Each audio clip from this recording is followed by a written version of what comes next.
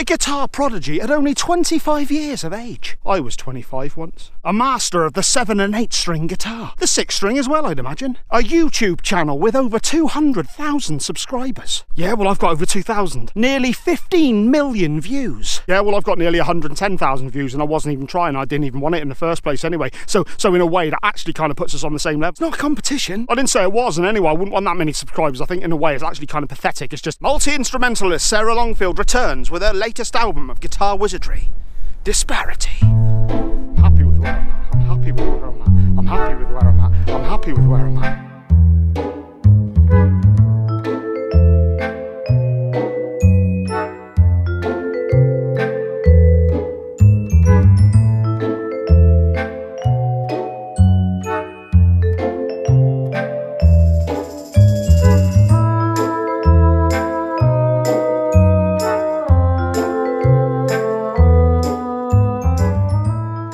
Now, before I get started, just to point you guys in the right direction, I've started doing unsigned band reviews. My first review was for a band called Corrosia. Fantastic debut album. If you are an unsigned band and you're looking for a bit more exposure, then email me at freetobewhoibe@gmail.com with a link to your music, and I'll check it out. So, Sarah Longfield returns with another album, Disparity.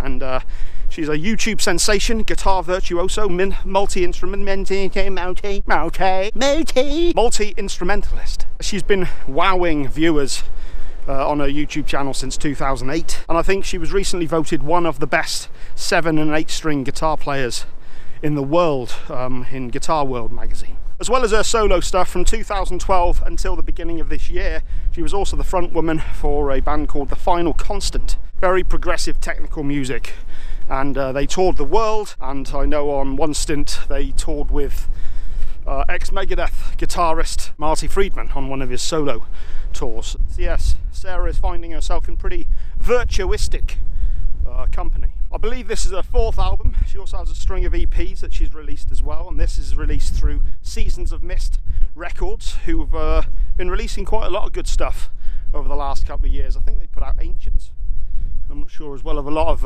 great metal acts that have been appearing on that album, fuck's sake, company, label thing. That do the thing that what they do, the distribution stuff. Now, in terms of style, there's a definite gent influence to a lot of her music, but it goes beyond that. There's also a lot of ambient, jazz, and as I mentioned earlier, a lot of progressive leanings as well. You need to get out of the windy wind. Need to get out of the windy wind. First song, appropriately enough, is Intro. We get a beautiful piano introduction with the inclusion of strings and ambient overlays. Are you sure overlays is a thing? All the kids are doing overlays nowadays. It's a thing. Overlay this, overlay that. Overlays. Anyway, this is a 90-second introduction piece, hence its name. Intro. Wonderful, wonderful start. Wonderful. Which brings us into the next track proper, Embracing Solace. The ambient nature of the first track continues into this one, and I'm kind of reminded of Devin Townsend from his Key album. Not saying that this sounds like anything off-key, but it's a similar off-key. It's definitely got that similar transcendent sort of meditative quality to it. One thing I wasn't really aware of as well, that Sarah's actually got quite an impressive singing voice. I kind of found there was a touch of Bjork to a singing voice that fit this music particularly well. Broken empire, daylights flood in, time to retire, all this darkness. You just have to imagine that her voice sounds a lot sweeter than mine. There's some wonderful ambient guitar work on this and an impressive lead passage, as you would expect, that doesn't overstay its welcome. A lot of times with these virtuoso players, there's a tendency to show off and not play for the song. But I do get a feeling throughout this album that Sarah she plays for the song rather than just showing off for ego's sake, which is always a good trait to have. Next up we have Departure. And this one starts to show off more of Sarah's virtuistic, is that a word? Playing, and we get a lot of sweet picking licks that's very reminiscent of Steve Vai. Fucking spell check. There's a lot of what seems like glockenspiel, which I know she can play, or other mallet percussion instruments. I just looked that up online. Whether this is an effect on the guitar or actually playing the real instruments, I'm not sure. Great insight in these reviews. Let it all fall down here, all is darkness. We have found holy water and I'll drown. Souls condemned forever, the light's out. All alone we wait, and so we are one again. And so we are one again, until we are whole again. Next track is Cataclysm, and now we're really getting into some of the more progressive djent material that Sarah is quite well known for. This one is definitely reminiscent of a lot of Animals as Leaders in terms of the sweep arpeggios and tapping techniques, etc.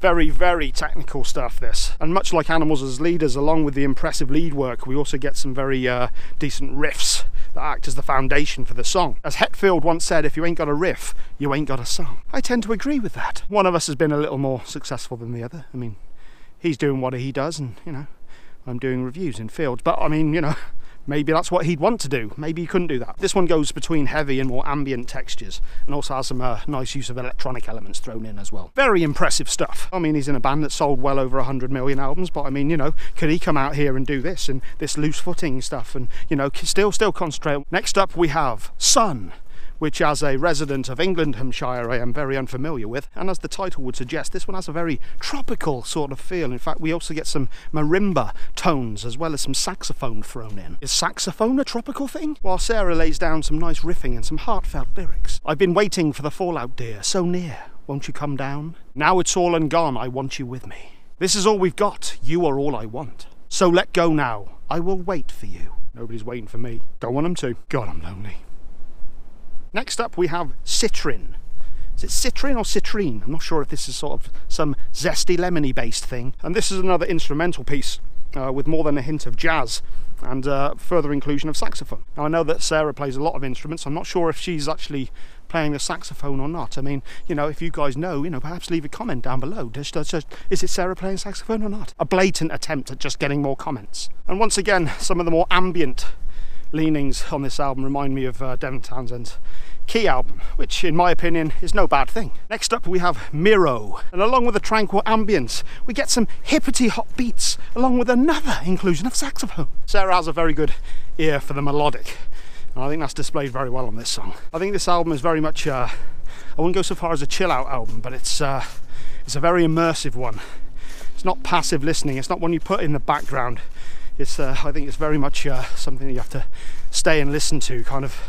You notice something different with every listen. Next up we get Stay Here. Sarah's voice is back again on this one, and I feel that it really adds to the contemplative feel of the song. Time moves faster. It intertwines us all, unwinds around us. I'll wait here for you. I have seen the light surrounds us. I know it's pure. I know it's true. Yeah, it's only just dawned on me how much I'll wait for you appears in a lot of the lyrics, so I'm not actually quite sure what the inspiration were for the lyrics, but she did say in the liner notes of the album that she's been to a lot of beautiful places over the last couple of years with her music. It's really afforded her to be able to go to some great stuff, but she's also seen some dark things as well. And this album is kind of a juxtaposition between the two, and I believe the images used in it are actually parts of her photography as well, parts of her travels. If you don't know what you're talking about, Ben, just don't say anything. There was some fantastic lead playing that came in around the 1:30 mark, and once again, rather than overpowering the song, it complements it perfectly. I very much enjoyed this one. Final song on the album, The Fall. And I felt that this song, along with Cataclysm, was one of the ones that really highlights her true skill on the guitar. There's also a real mechanical component to this song, and it almost reminded me of the theme song from The Terminator, and it really brought some menace to the song. Now, I really enjoyed the album, but I wouldn't have minded a little bit more of this. Maybe it was the ambience that preceded it though that kind of made this feel more menacing, you know what I mean? Some nice heavy riffs in this one as well. I very, very much enjoyed this one. And that's the album. A lot of this was instrumental, which I always find a little more difficult to talk about than the lyrics, I guess. But yeah, very good album. I enjoyed this a lot. 8 out of 10. If you're a fan of progressive mixed with djent and jazz and ambience, there's a lot of ambience in this album that works really well. I'm a big fan of that sort of style playing. Some really stunning musicianship, and like a lot of the best virtuistic players, he sort of shies away from showing off until it's needed. She plays for the song, not for the ego, and I think that's where a lot of shredders go wrong. It's always nice as well to see a female representing really progressive, intricate technical playing and really showing people how it's done. Fantastic album, one I'd highly recommend. This is definitely leaning more towards the ambient side of things, which I'm personally a fan of. Ambient guitar is a thing of beauty for me. I absolutely love it. But yes, 8 out of 10. Sarah Longfield, Disparity. Check it out. The next review I'd imagine I will be doing will be Billy Bio. That's the solo album by Billy Graciadei of Biohazard fame. And also on the back of the Emigrate review that I did a couple of days ago, I've been inspired to go and listen to Rammstein once again, which is something I do regularly anyway. But that's inspired me to do a classic album review of Mutter, which I'll probably be doing next week as well. So we are getting towards the end of the year, and the top 25 albums is going to be upon us. I'm going to have to start putting that together at some point, and it's going to be a tough one because there's been a lot of very good stuff out this year. It's been a real joy looking at all these albums. There's not really been many bad ones, but I think I've said enough. Till the next time, when that may be or not. I'm going to go.